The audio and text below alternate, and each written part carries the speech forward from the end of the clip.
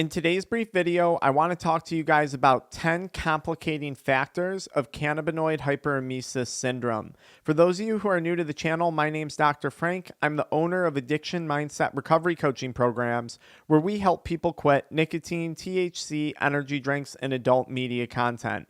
I was once addicted to cannabis, and I personally experienced in early stages of CHS or cannabinoid hyperemesis syndrome.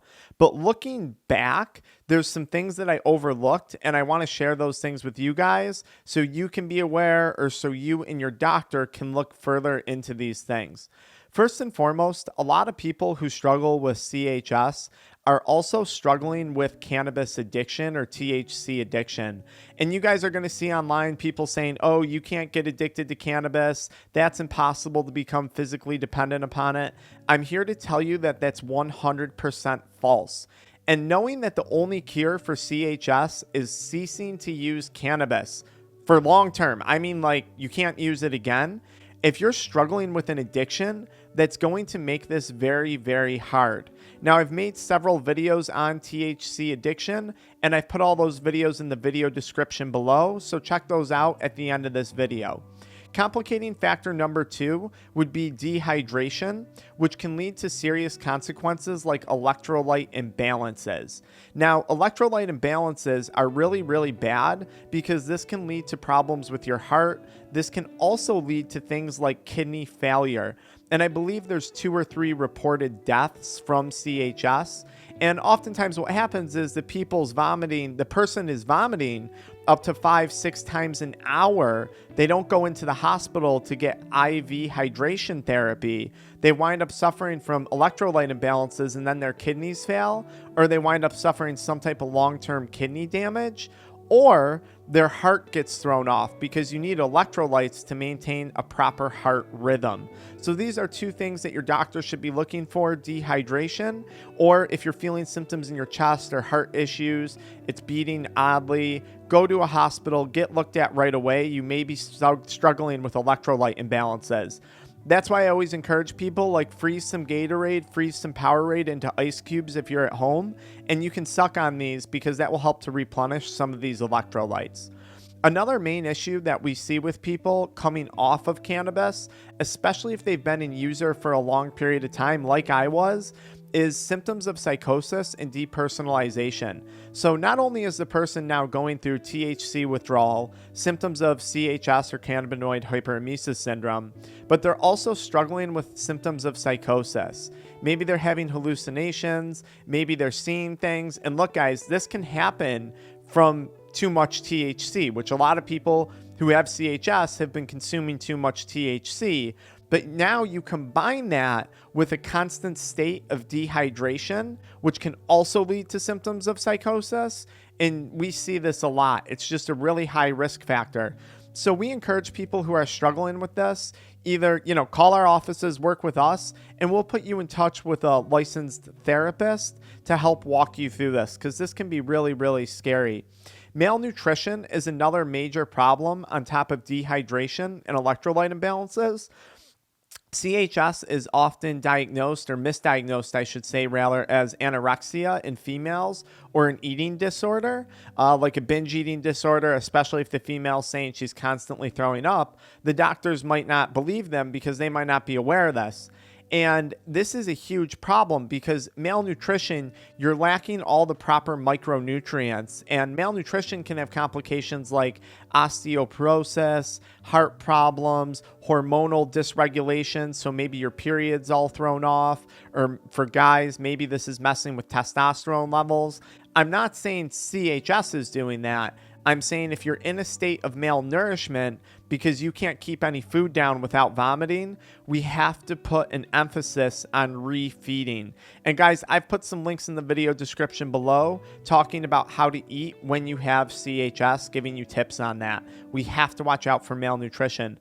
My next concern is there's often a lot of anxiety and depression that's developing in these people. Of course, you're anxious. You're super, super sick. Maybe you've been to the ER on several occasions. Perhaps the doctors are or aren't doing a good job taking care of you. This is a extremely anxiety-provoking condition.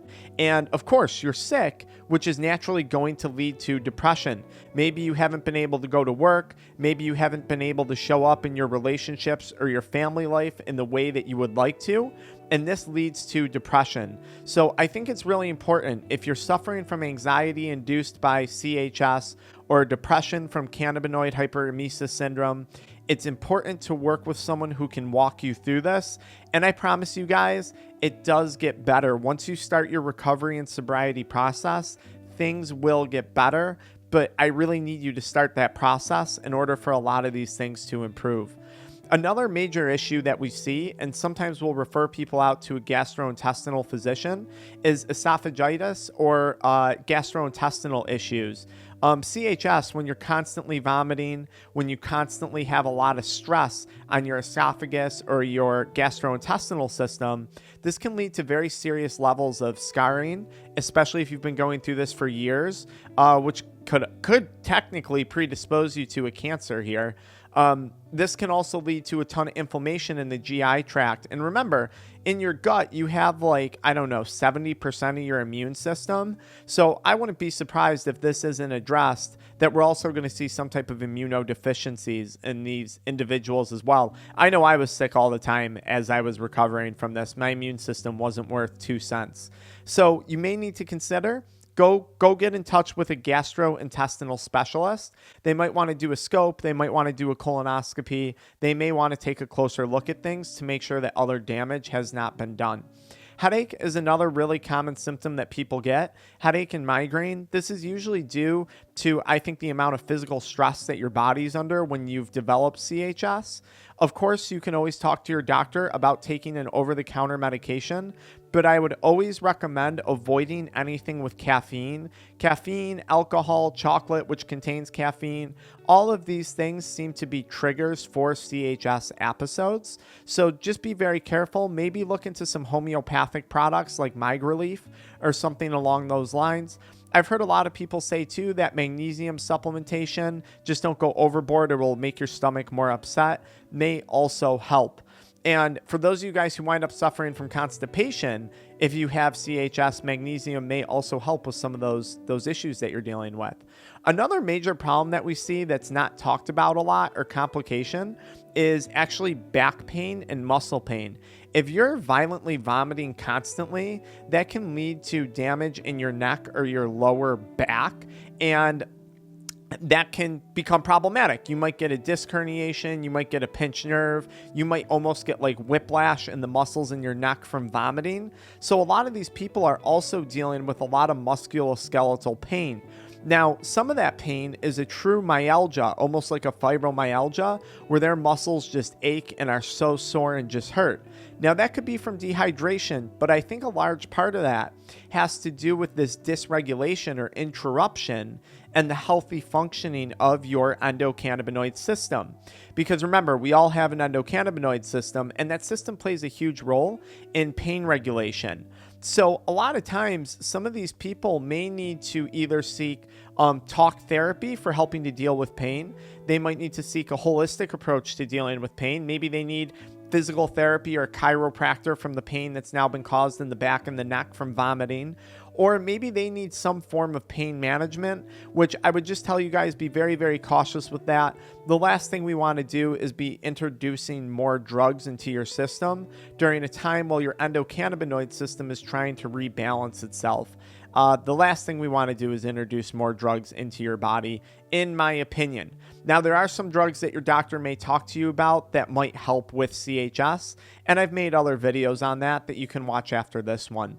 The last thing that I think is a major complication for a lot of people with CHS, myself included, is if you have a cannabis addiction, there's a good chance you don't have any proper coping mechanisms or coping tools to deal with this. So now not only are you dealing with a THC addiction, but now you have a health crisis that you're dealing with. Maybe this is leading to a financial crisis in your life.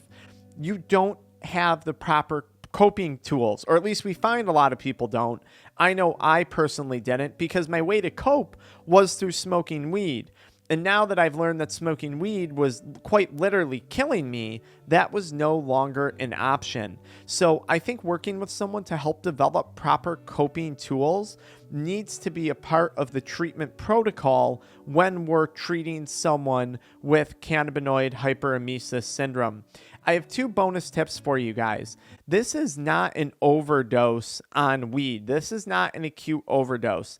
This usually happens due to the accumulation of THC in your body over time. I will caution you though, we're seeing this a lot more in a lot shorter duration of time in people using both black market and medical grade cartridges, high concentration edibles, dabs, people who are consuming really high concentration products. We're seeing a lot more of this stuff. That's my first thing. My second thing would be is you have to get out of your own head. You have to get out of your own head. A lot of times, and I know I was this way, it's very hard to accept that something you once loved, something that maybe did once give you benefit in life, cannabis, is now quite literally killing you. If you want to beat CHS and you want to beat THC addiction, you have to understand there is no longer a benefit to you consuming cannabis. This is nothing but an extreme detriment to multiple aspects of your life. And we need to get on the same page with that. I need you to have the right mindset when it comes to recovering from cannabinoid hyperemesis syndrome. Otherwise, I'm telling you, it's going to be a struggle. And not everyone has to struggle. That's the amazing thing that I've learned here working with people with this condition. Not everyone has to struggle like people are struggling, I promise. A lot of it's mindset. A lot of it is proper healthcare management. If you need help with this, guys, we have group coaching classes listed in the pinned comment. You can find ways to speak with me one-on-one in the video description. I'm here for consultations. My team is here to help, and we hope to hear from those of you struggling soon. Check out the video description. You'll find more information there on this. See you guys later.